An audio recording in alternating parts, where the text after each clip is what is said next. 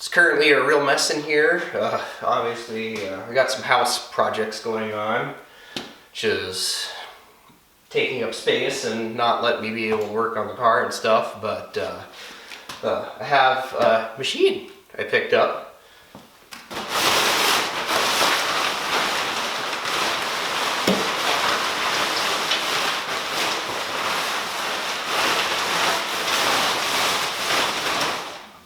On a lathe.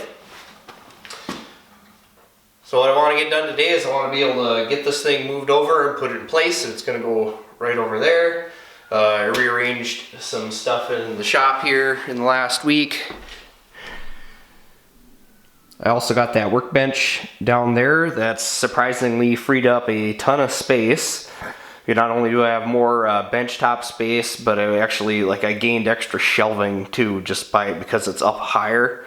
So that worked out really well. I'm actually gonna have more room in this garage after having a lathe moved in. So I ended up picking up this lathe after another deal fell through, and I just happened to be the first one to message and pick this thing up early Saturday morning the other week. It's an older South Bend lathe. It's belt drive. Pretty basic 3-phase motor. I did get multiple chucks with it. I've ordered a quick change tool post. The guy that I got it from was an old guy that kind of rebuilds a lot of machines. This thing needs some felts, wipers, and it needs oil put in it and a bunch of other stuff. So it's like 90% finished. It just needs a lot of the last couple of things taken care of. I got a pretty good deal on it as far as I'm concerned. I was prepared to be spending $1,500 more than what I did on this, so I was pretty happy about that. And it's basically been pretty freshly rebuilt. Yeah, it's been cleaned up and painted, but everything moves super smooth. It doesn't have any excessive backlash, so that's nice. Pretty cool feature on this one is when it's hooked up 3-phase, you got like a high and a low setting. So even though speeds are set off the belt, you got a push button high-low with the electric, which apparently is fairly uncommon, or at least that's what the guy said. I've never seen that before, where you just got a push button high-low gear, so that's pretty cool. So if you're wondering, yes, the engine hoist is how I unloaded it off of my trailer. It took 2 people after the hoist can take the weight. It just gets really hard to move, especially when we had just a little bit of snow out in the yard. And then it was even harder once we got into the pitted up concrete here in the garage. Now, currently I just have it sitting on some 4x4s. And I bought a new 4x4 I got laying on the floor here, and I'm going to make a base for it out of that. The big thing is, because right now, with the 3.5-inch rise from the 4x4, it's at a nice height, and without that, I'm going to be hunched over quite a bit, and that just seems way more annoying than useful for pretty much everything. I also want to bolt it down, but this is just a garage floor. It's nowhere close to level. It's probably, who knows how much it's going to move around and stuff based with the seasons. So I'm not too worried about using a 4x4 to support it and rise it up. We'll have to indicate it in and level it out, and the tailstock's got to get set and all that stuff still. And pretty much anything that I'm going to be cutting or doing with this for any of my car parts projects or anything, typically I'm only going to be working up close to the chuck anyway. That was the other nice thing about getting this lathe. It's only a 24-inch bed, and everything else I was looking at was much larger, and it was just going to take up more space that I didn't need to be taking away from floor space here in the shop. So I was really excited that this one just happened to be a smaller one too. And if I ever do turn something longer, we can always go back through the process of leveling it out and making sure it cuts true at that time. But honestly, for as much as I'm going to use any of it there, if it's, you know, out a couple thou end to end, it's not going to change a damn thing for all the stuff that I'm going to do with it.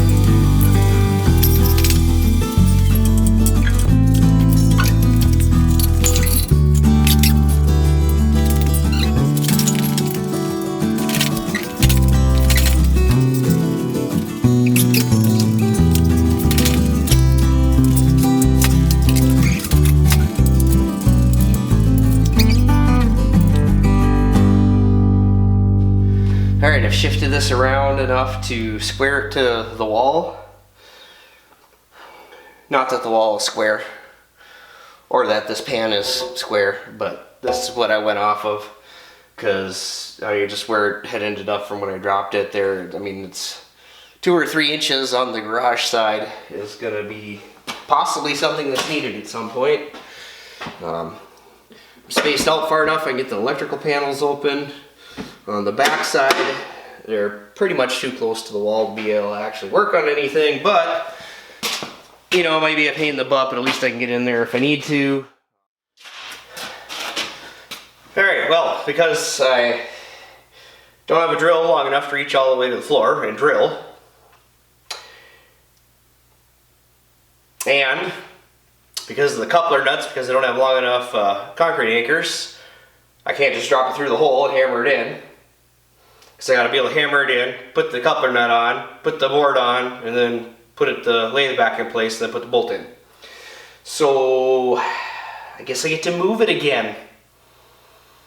We'll just skip ahead.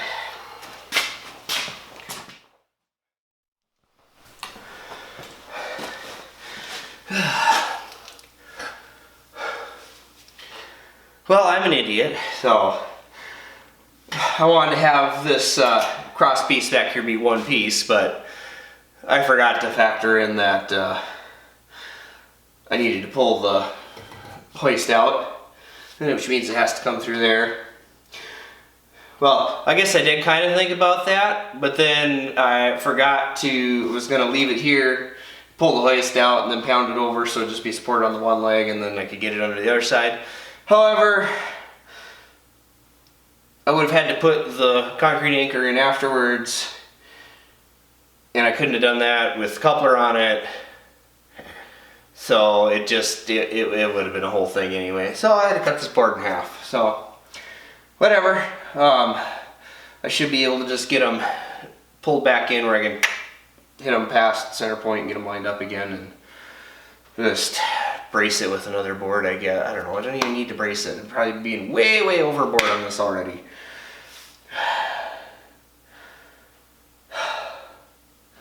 It's a lot of work.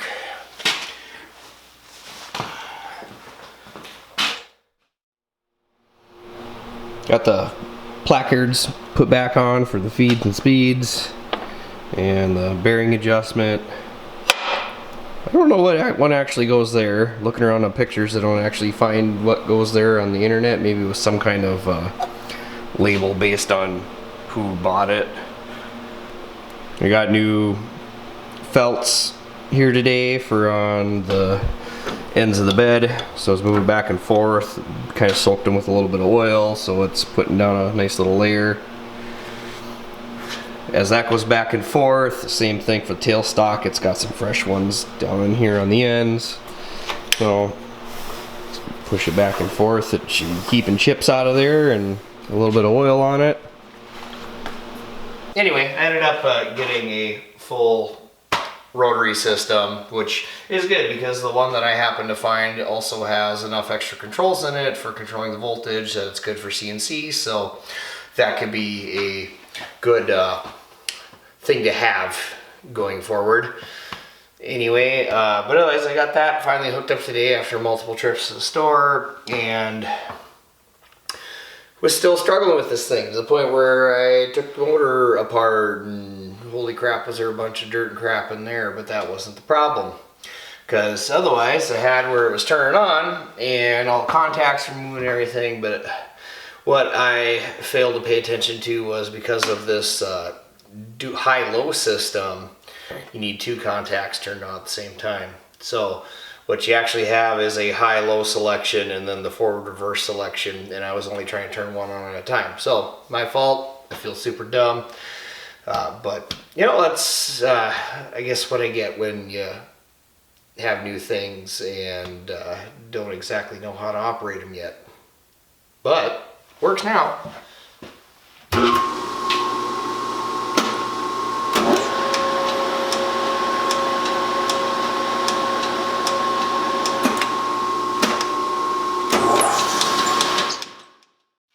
Alright, I was able to make a spacer.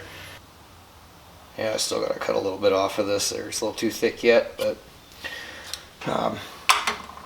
anyway, I mean, this is mostly the type of stuff I'm gonna end up using it for, spacers, just, you know, different things that I end up needing on the race car. So this was, I cut one face and I just used the cut off blade. Still a little bit thick, so I'll have to reface it on that side, but sure worked plenty good for what I'm doing with it. Alright, now I'm really excited. So when I flipped it to face off the other side, the thickness, this chuck is smooth on the jaws. Usually there's like little notches in a lot of chucks. And grabbing onto the outside of this thing, it naturally lined it up so nice. It's like, if I check the thickness there, all this is within a thou, and normally it'd be 3/4 thou at best. Like, I'd have to tap it around, try to line it up. Instead, this thing popped right in there and lined right up. So we're real happy with that. And this crossfeed thing, and usually I haven't much about using the crossfeed, but this is works pretty well. With pretty quick to switch back and forth. I don't know why other lathes I've kind of ignored that because it was kind of pain in the butt. But now I figured out how to use this one, and man, it's nice and quick to switch it around, and then you just kind of pull up like that, and that's enough to engage it, and it works really nice.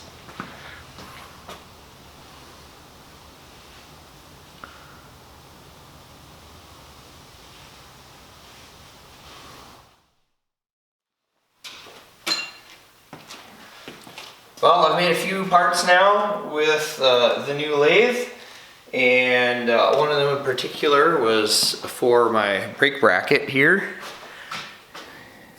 See, we cut the round spacer, and then after I welded it, I actually chucked back onto the spacer and spun this whole thing in there so I could cut this 82-degree countersink with compound and boring bar. And I just went with the 41-degree notch on there because 41 times 2 is going to make an 82-degree countersink, and with the bolt, and it fits fantastic. Cut really nice too, and then this is just a little bit of Sharpie and transfer mark to the bolt. If it'll focus, I mean, it transferred super nice. It's got a lot of, I mean, almost perfect contact area. Really happy with how that came out. And for, I mean, a lathe that's probably from the 1940s, so it's pushing 80 years old. I'm really happy with how this thing's working. It's running smooth, quiet, super easy to use. I'm very, very happy with how this is working out.